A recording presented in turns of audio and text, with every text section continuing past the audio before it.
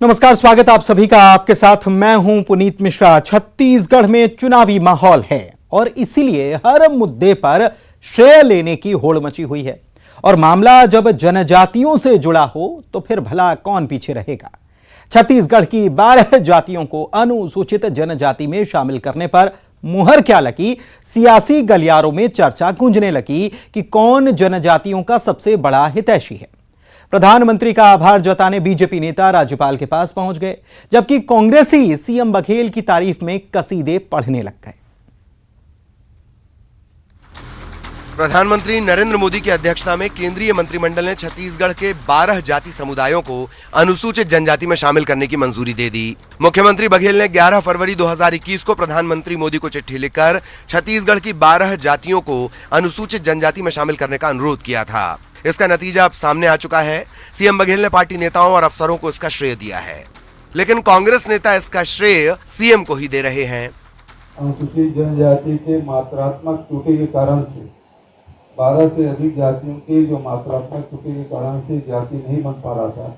जैसे सौरा है, गोंड और गोंड का है, सौरा में सौरा इस प्रकार से अंतर आ जाता था। धनगढ़, किसान, नगीसिया, उसी प्रकार से बहुत सारे जो जनजाति के मात्रात्मक त्रुटि के कारण से ये हमारे आदिवासी भाइयों को जाति प्रमाण पत्र नहीं बन पा रहा था, जिससे पढ़ाई में, रोजगार में बहुत सारी समस्या या शासकीय योजनाओं का लाभ नहीं ले पा रहे थे।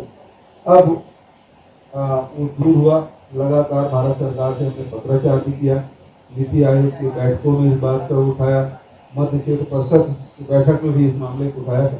उसका सुखद परिणाम ये कल भारत सरकार ने इसे जारी किए। मैं प्रधानमंत्री को धन्यवाद देता हूँ, भारत सरकार को धन्यवाद देता हूँ। ये जाति लोगों को जो भटक गए थे, टूटी हो गए थे, हम लोग, हमारा माननीय मुख्यमंत्री प्रदेश अध्यक्ष थे, उस समय से इसका लड़ाई लड़ता था। छत्तीसगढ़ का जनता जिस जाति को हमारा आदिवासी में शामिल हुआ है वो उन लोग भी जानते हैं। भूपेश बघेल का सरकार किया है। जिन 12 जातियों को अनुसूचित जनजाति में शामिल होने का लाभ मिलना शुरू भी नहीं हुआ, उनके नाम पर श्रेय लेने की होड़ मच गई है। इसीलिए बीजेपी नेता सौजन्य भेंट करने पहुंचे राजभवन और राज्यपाल से मिलकर पीएम मोदी के प्रति आभार जता दिया। इसी बीच राज्यपाल अनुसुईया उइके का कहना है कि किसी भी आदिवासी को उनके अधिकार से वंचित नहीं होने दूंगी। जब से आई हूं तब से आदिवासियों की समस्याएं सुन रही हूं, जिसमें हमारे जनजाति समुदाय के भाइयों को जो मात्रागत त्रुटि और अन्य जो खामियां थी, उसके कारण से अनुसूचित जनजाति का लाभ नहीं मिल पा रहा था, जिसके कारण से उनके शिक्षा में, उनके नौकरी में और अन्य जो सुविधाएं मिलती है, उस सुविधाओं से वंचित रह जाते हैं। हमारे देश के प्रधानमंत्री माननीय नरेंद्र मोदी जी ने बड़े संवेदनशीलता के साथ में लिया और कल 12 ऐसे हमारे जो जनजाति समुदाय के बंधु हैं, मंत्रि परिषद के माध्यम से स्वीकृति प्रदान की। आने वाले समय में हमारे सभी उन जो वंचित जो जनजाति समूह हैं, उनको जाति का लाभ प्राप्त होगा। भारतीय संविधान के अनुच्छेद 342 के तहत किसी जाति को अनुसूचित जनजाति के रूप में शामिल किया जाता है। यह अधिकार भारत सरकार के पास है। राज्यों की ओर से प्रस्ताव भेजे जाने पर भारत सरकार इसकी स्वीकृति देती है। 2011 की जनगणना के मुताबिक राज्य में अनुसूचित जनजाति की कुल जनसंख्या 78,22,902 है। प्रदेश की कुल जनसंख्या का लगभग 1/3 जनसंख्या यानी 30.62% अनुसूचित जनजातियों का है। इनमें सबसे ज्यादा आबादी यानी 72,31,082 ग्रामीण इलाकों में बसती है। Bureau report, news 18, Madhya Pradesh, Chhattisgarh. और आइए इसी मसले पर करते हैं चर्चा। अजय गंगवानी कांग्रेस नेता हमारे साथ जुड़े हुए हैं। अजय जी, कांग्रेस कैसे इसका श्रेय ले रही है? केंद्र सरकार के पास इसका अधिकार होता है और केंद्र सरकार की तरफ से, कैबिनेट की तरफ से हरी झंडी मिली है, कांग्रेस श्रेय ले रही है, ये आरोप लगा है। पहले बताना चाहूंगा, संविधान के जो आर्टिकल 342 इसके अंतर्गत ये प्रोसेस है कि पहले राज्य सरकार अनुशंसा करती है, पत्र के माध्यम से केंद्र सरकार को सूचित किया जाता है और फिर प्रोसेस को फॉलो करते हुए मंत्रिमंडल, केंद्र सरकार की मंत्रिमंडल उसको पारित करता है। और देखिए सबसे पहले कारण लेने का कारण यह है कि माननीय मुख्यमंत्री लगातार आदिवासियों के संबंध में उनके हितों के लिए लगातार निर्णय ले रहे हैं। उनके द्वारा 11 फरवरी 2021 को पत्र क्रमांक 823, आप चाहेंगे तो मैं पत्र भी दिखा दूं आपको, ये पत्र ही जो उन्होंने लिखा है, पत्र क्रमांक 823 उन्होंने लिखा कि यहाँ के आदिवासी है जो बेचारे मात्रात्मक जो उनको अधिकार, उनको सहाय मिलनी चाहिए अनुसूचित जनजाति के लिए, उससे वंचित है। लगातार वो इसके लिए प्रचार करते रहे, उनसे व्यक्तिगत संपर्क करते रहे। जब वो सफलता मिलती है, वो 12 जाति समूह जो 18 साल तक अपने संवैधानिक अधिकारों से वंचित रहा, आज कांग्रेस की ठोस पहल के बाद, माननीय भूपेश बघेल जी के पत्र के बाद वो अधिकार मिलता है, तो कहीं ना कहीं भारतीय जनता पार्टी अधिकार मिलने का, क्रेडिट लेने का जो दुष्प्रयास कर रही है, वो अपमानजनक और निंदनीय है। तो सबसे बड़ी पुनीत जी, 15 साल तक इनकी सरकार रही, क्या इनके द्वारा ईमानदारी पूर्वक प्रयास किया गया, कोई ठोस पहल की गई, कोई पत्र लिखा गया, तो मुझे सूचित करें। आज जब वो कार्रवाई होती है, आदिवासी के संबंध निर्णय लिया जाता है, तब ये उसका क्रेडिट लेने का प्रयास करते हैं। और शुरू से देखिए इनका चरित्र आदिवासी विरोधी रहा है। आज जर्सी गाय देने का वादा करते रहे, सरकारी गाय देने, सरकारी नौकरी देने का वादा करते रहे, आज उनको अधिकारों के संरक्षण कानून बनाने की बात करते रहे। लगातार 15 साल तक आदिवासी उससे वादा खिलाफी करते रहे। और सफल एग्जाम्पल ये है, आज जितने भी आदिवासी राम विचार नेताओं, राम तवा, कुमार साय, आज पूरी तरह साइडलाइन करके जाता है। इनके दोनों प्रदेश अध्यक्ष विक्रम सिंह जी आदिवासी समाज के थे, जो बेचारे अपने कार्यकाल घोषित नहीं कर पाए। अभी जो पूर्व प्रदेश अध्यक्ष थे विष्णुदेव साय, उनको विश्व आदिवासी दिवस के दिन उनके पद से हटा दिया जाता है। आदिवासी के प्रति की क्या सोच, क्या मानसिकता, क्या नजरिया भारतीय जनता पार्टी का, ये छत्तीसगढ़ के आदिवासी जानते हैं। बस्तर की पूरी 12 के 12 आदिवासी सीटें, छत्तीसगढ़ की बात करो 29 में से 25 आदिवासी सीटें। तो कहीं ना कहीं लगातार कांग्रेस सरकार में आदिवासियों ने विश्वास जताया है, उसी का ये परिणाम है। बस्तर के जो उपचुनाव होते हैं, उसमें भी कांग्रेस को सफलता मिलती है। ठीक तो है ये सबसे प्रमुख। अजय जी, मुझे एक बात का जवाब दीजिए। आप कह रहे हैं कि आपने प्रयास किए, केंद्र सरकार को अनुशंसा की जाती है राज्य की तरफ से और केंद्र उस पर विचार करता है। आप कह रहे हैं कि 15 साल बीजेपी का शासन था, लेकिन उसके बावजूद भी बीजेपी इसमें सफल नहीं हो पाई। मुख्यमंत्री ने पत्र लिखा, केंद्र ने इस पर गौर किया और सहमति मिल गई। केंद्र को मुख्यमंत्री ने धन्यवाद भी दिया है, लेकिन तब फिर आप केंद्र सरकार पर आरोप भी तो लगाते हैं कि केंद्र हमारी बहुत सी चीजों को अटका कर रखता है। तब ये आरोप कहां चले जाते हैं? आप, ये एक प्रत्यक्ष उदाहरण है कि केंद्र किसी के साथ कोई भेदभाव नहीं करता। आपने लिखा, मुख्यमंत्री ने पत्र लिखा और केंद्र ने देखिए मान लिया, स्वीकार कर लिया। ये तो बहुत अच्छी बात है, ये तो ऐसा होना ही चाहिए। टेक्निकल चीजों से जोड़ना चाहूंगा। 2014 से 2018 पुनीत जी दोनों जगह भारतीय जनता पार्टी की सरकार थी। तत्कालीन केंद्र की मोदी सरकार, यहाँ पे रमन सिंह सरकार। 2014 से 2018 4 साल में जब डबल इंजन की सरकार थी, तब ये निर्णय लागू क्यों नहीं हुआ? इस बात का जवाब पुनीत जी आप भी दीजिए, और यहाँ भारतीय जनता पार्टी के प्रवक्ता मुकेश शर्मा जी आएंगे। तो कहीं ये दिखता है कि मंशा नहीं थी। एक उदाहरण और देना चाहूंगा। आज पेशा कानून, देखिए आदिवासियों के हितों के संरक्षण के लिए सबसे प्रमुख कानून है। ये 15 साल तक रमन सिंह सरकार ने इन्होंने पेशा कानून को लागू किया। आज बस्तर और सरगुजा में कुल मिला के लगभग 32% जनसंख्या पुनीत जी आदिवासी की है।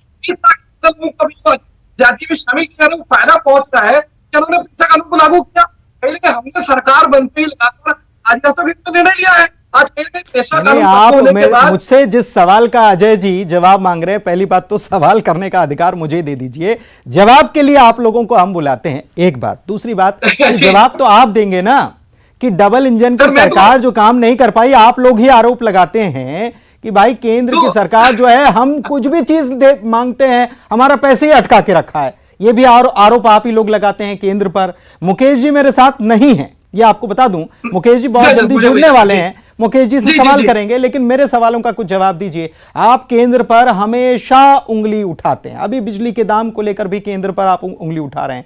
वो मसला भी अलग है, वो मसला भी अलग है, मैं इस पर बात भी नहीं करूंगा।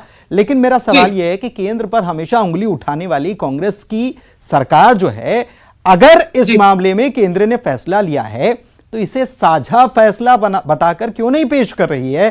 क्यों अपना क्रेडिट ले रही है?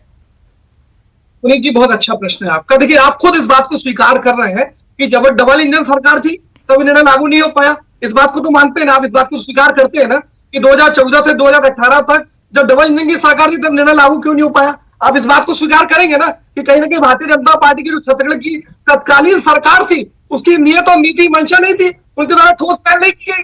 और आज हम जब शासन के 3.5 साल में उस निर्णय को लागू करने में सफल हो रहे हैं, तो कहीं ना कहीं हमारी नियत, नीति और मंशा दिखती है। यही कहीं ना कहीं मूलभूत अंतर है। आपके प्रश्न का जवाब भी है। अभी ये इकलौता कानून नहीं है, मैंने आपको बहुत स्पष्ट से कहा, ऐसा कानून आज बस्तर तो केंद्र तो भेदभाव करता है ना। मेरा सवाल आप नहीं समझ रहे हैं अजय जी। मैं ये कह रहा हूं कि आप जब केंद्र पर उंगली उठाते हैं, आपने प्रयास किए, ये तो राज्य सरकार ही अनुशंसा करती है। मैं इससे इनकार कहां कर रहा हूं, मैं नहीं कर रहा हूं। राज्य सरकार की अनुशंसा पर केंद्र ने यह फैसला लिया है और बहुत समय से अटका हुआ था। यह हमने केंद्रीय मंत्री ने जब प्रेस कॉन्फ्रेंस की थी, उन्होंने यह भी कहा था कि बहुत लंबे समय से अटका हुआ था और मात्रात्मक त्रुटि थी। यह भी मैं मानता हूं, लेकिन आप केंद्र पर जब उंगली उठाते हैं तो फिर वो उंगली जो उठाने वाली प्रक्रिया इसमें क्यों नहीं लागू हो रही है, मैं ये कह रहा हूं। और अगर लागू नहीं हो रही है तो फिर हर मामले में फिर उसी मंशा को रखिए। फिर देखिए, स्पष्ट है, आप एक चीज तो महसूस करेंगे ना, जिस संबंध में अगर उनका साथ मिला है, अगर माननीय मोदी जी ने इस मामले में हमारा समर्थन किया है, तो उसके लिए मुख्यमंत्री भूपेश बघेल ने धन्यवाद दिया है। आज माननीय प्रधानमंत्री तो हमारे भी प्रधानमंत्री है ना। हम तो चाहते हैं संघीय व्यवस्था के अंतर्गत केंद्र सरकार का ये दायित्व है कि राज्य सरकार कोई अच्छा प्रस्ताव लाती है तो उसको पारित करने में प्रयास करें। हम इसके लिए धन्यवाद देते हैं। लेकिन लगातार जो पूर्व के उदाहरण थे पुनीत जी, आप उन उदाहरणों को इस उदाहरण से जोड़ने का प्रयास क्यों कर रहे हैं, ये मेरे लिए एक प्रश्न है। लेकिन देखिए, कहीं ना कहीं लगातार सौतेलावाद किया जा रहा था, चाहे रासायनिक खाद की सफाई हो या धान खरीदी की बात हो या फिर गरीब कल्याण योजना में लागू करने की बात हो, one nation one ration card में लागू करने की बात हो। कहीं ऐसा तो नहीं कि ये सब जो फैसले हो रहे हैं ये 23 के दृष्टिगत, हाँ, ये मैं वो उसी में आ रहा था। मैं अगले उसी मेरा सेकंड टारगेट वही था, मैं बात कर रहा था। इतने समय तक ये निर्णय पेंडिंग रहता है। कहीं ना कहीं आप ये देखिएगा कि आदिवासी समाज में भारतीय जनता पार्टी का विश्वास नॉर्मली कम रहता है। आदिवासी सीटों में भारतीय जनता पार्टी केवल छत्तीसगढ़ में, पूरे देश में उनका योगदान बहुत कम है, वो हारती। तो कहीं ना आदिवासी समाज के इसको साधने के लिए आज की 3 राज्यों 4 राज्यों में चुनाव होने वाले हैं, उन आदिवासी वर्ग के वोटरों को प्रभावित करने के लिए पहले राष्ट्रपति बनाया गया आदिवासी समाज से। लेकिन एक चीज स्पष्ट कर दूं, किसी व्यक्ति को, समाज को राष्ट्रपति का प्रतिनिधित्व देने से आप आदिवासी हितैषी नहीं हो सकते, क्योंकि नेता नहीं पड़ेगा उसके संबंध में। सिर्फ किसी को राष्ट्रपति बनाने से किसी समाज का भला नहीं हो सकता। आपकी सोच, आपकी मानसिकता, आपकी नीयत, आपकी नीति, आपकी मंशा, इस संबंध में काम करना चाहिए। आपको एक और अच्छी चीज स्पष्ट कर दूं, अभी 2006 में यूपीए के समय आदिवासियों के हितों के लिए वनाधिकार संरक्षण अधिनियम बनाया गया। अभी कुछ दिन पूर्व केंद्र की मोदी सरकार ने एक अध्यादेश लाया पुनीत जी। इस अध्यादेश के बाद बिना किसी चर्चा के माध्यम से अध्यादेश थोप दिया जाता है। उस अध्यादेश के बाद किसी भी आदिवासी की जमीन को बिना ग्राम सभा की सहमति के अधिग्रहित करने का अधिकार केंद्र सरकार को मिल जाता है। तो कहीं ना कहीं जो उनके संरक्षण के लिए कानून यूपीए की कांग्रेस सरकार बनाती है, अब उसके अतिक्रमण के लिए जिस प्रकार किया जाता है, ये दिखता है कि दिखावे के तो आदिवासी हितैषियों ने कदम करते हैं। नहीं, लेकिन मुझे मोदी सरकार हो चाहे केंद्र रमन सिंह सरकार, ये लगातार आदिवासी विरोधी निर्णय लेते रहे। ठीक है, लेकिन मुझे अब ये बताइए जो फॉर्मूला आप मुझे अजय जी समझा रहे थे कि भाई 4 साल डबल इंजन की सरकार रही, उसके बाद फिर कांग्रेस की सरकार आई, लेकिन ये मामला तो मुझे ये भी बताइए कि ये मामला तो 18 साल से अटका हुआ था, ये आप ही ने कहा। तब केंद्र में किसकी सरकार थी और फैसले क्यों नहीं? मैं वही कह रहा हूं, आपको ये बात समझनी पड़ेगी। और इस देरी के लिए क्या माफी नहीं मांगना चाहिए कांग्रेस को कि ये बहुत देर कर दिया हमने? नहीं, आप गलत, आप समझ लीजिए। आप देखिए, अपनी बातों के क्रॉस कर रहे हैं, आप समझ लीजिए। आपने सबसे पहले क्या कहा, मैंने भी कहा और आपने भी इस बात को रिपीट किया, किसी भी कार्यक्रम के लिए, किसी भी उसके प्रवास के लिए पहले छत्तीसगढ़ की राज्य सरकार को अनुशंसा भेजनी पड़ेगी। आप बात समझ रहे हैं मेरी को? अगर मुख्यमंत्री भूपेश बघेल इस बात की अनुशंसा नहीं भेजते तो चाहकर भी केंद्र की मोदी सरकार इसको लागू नहीं कर पाती। इस बात को स्वीकार करना पड़ेगा आपको, क्योंकि कानूनी महत्व है। और आर्टिकल 342 के अंतर्गत अगर राज्य सरकार अनुशंसा भेजेगी तभी केंद्रीय मंत्रिमंडल उसको कैबिनेट में पारित करके, मतलब आप ये कह रहे हैं कि बीजेपी की सरकार ने अनुशंसा नहीं भेजी थी, यही कह रहे हैं ना आप अपना टेक्निकल पॉइंट और समझ रहे हैं। हाँ, ठीक है। मुकेश जी जुड़ चुके हैं, मुकेश शर्मा बीजेपी नेता। मुकेश जी, आपने अनुशंसा भेजी ही नहीं थी और आप इसका क्रेडिट लेने पर आमादा हो चले हैं कि ये 12 जो जनजातियां हैं इनको जो शामिल किया गया, इस पर जो कैबिनेट से फैसला हुआ है, आप लोगों ने अनुशंसा भेजी थी क्या? क्योंकि अजय जी कह रहे हैं, उनका यह दावा है कि आप लोगों ने अनुशंसा ही नहीं भेजी केंद्र के पास। कोई भी एक पत्र हो, कोई देखिए अनुशंसा हो तो बता। इसमें राजनीति करना बंद करें ये, और ये वैसे ही जैसे बाकी कोई काम तो किए नहीं है, पिछले सरकार के द्वारा किए गए काम का श्रेय लेते बैठे हैं। इनके बस का कुछ काम है नहीं। नहीं, मेरा सीधा सवाल का जवाब दे दीजिए मुकेश जी। अभी इसमें फिर राजनीति कर रहे हैं। नहीं मुकेश जी, सीधा सवाल का जवाब दीजिए ना। रमन सिंह सरकार में अनुशंसा हुई या नहीं? क्योंकि ये कह रहे हैं अजय जी कि अनुशंसा ही नहीं की थी। अजय जी के पास में कोई प्रूफ है अनुशंसा नहीं हुई कि मैं बताऊं कब हुई और कैसे हुई? आप बता दीजिए मेरे को। देखिए, मैं मुख्यमंत्री का अरे 11 फरवरी 2021 पत्र क्रमांक 823, आप पत्र क्रमांक दे दीजिए, डेट बता दीजिए मुझे। आपने कब अनुशंसा की? पुनीत जी, 36 दर्शक जान ले कि मुकेश जी कितना सच बोल रहे हैं, कितना झूठ। चलिए ठीक है अजय जी एक मिनट, मुझे ये बताइए कि केंद्रीय मंत्री की प्रेस कॉन्फ्रेंस आपने सुनी थी? आपने सुनी थी अजय जी? जी, केंद्रीय मंत्री की प्रेस कॉन्फ्रेंस आपने सुनी थी? जी, ईमानदारी से मैं पूरी कॉन्फ्रेंस नहीं सुन पाया उनकी। हाँ, उनके शुरुआती शब्द ये थे कि ये 15 साल से अटका हुआ मामला था। स्वाभाविक बात तो ये है कि जब केंद्र के पास कोई अनुशंसा आती है तभी से केंद्र उसको मानकर चलेगा। नहीं, देखिए, आप बैकलॉग को मानकर नहीं चलेगा। उनके पास जब अनुशंसा आई, उन्होंने बताया था 15 साल तक का उन्होंने बताया। आपकी बात से माफी चाहता हूँ पुनीत जी, लेकिन मैं आपकी इस बात में सहमत नहीं हूँ। केंद्रीय मंत्री ने यूं कहा कि 15 साल तक अटका हुआ था। इसके 2 पक्ष हो सकते हैं, या तो यहाँ की तत्कालीन। ठीक है, आपका सिग्नल नहीं मिल पा रहा। ठीक है, बीजेपी से मुकेश जी जुड़े हुए। मुकेश जी क्या कहना चाहेंगे? सुन रहे थे आप लगातार, क्योंकि समय अब समाप्ति की ओर है। देखिए, जब भारतीय जनता पार्टी ने छत्तीसगढ़ राज बनाया, उसी टाइम से छत्तीसगढ़ के आदिवासी भाइयों के हित में काम हो, ये बात को ध्यान में रखा था। और ये कुछ त्रुटियों के कारण, शब्दों में हेर फेर के कारण ये मामला अटका हुआ था। और ये तकनीकी मामला था, इसलिए इसमें थोड़ा समय लगा। और भारतीय जनता पार्टी पूरी तरीके से गंभीर थी इस विषय को लेके, और भारतीय जनता पार्टी के समय इस बात को लेकर पत्र व्यवहार भी किया गया था। आज उसी का परिणाम है कि इन 12 जातियों को सम्मिलित किया गया। देखिए मुकेश जी, मैं तो नहीं आरोप लगा रहा हूं, लेकिन अजय जी ने साफ तौर पर कहा है, सुन तो लीजिए, कि अनुशंसा बीजेपी ने नहीं कांग्रेस ने की थी, ये उन्होंने कहा है। अब इसकी सफाई लेकर सामने आ जाइएगा, क्योंकि कांग्रेस को भी जो शायद कोई कंफ्यूजन है तो वो साफ हो जाए। बहुत शुक्रिया, समय यहीं तक की इजाजत दे रहा, और इसी के साथ इस डिबेट में इतना ही। नमस्कार।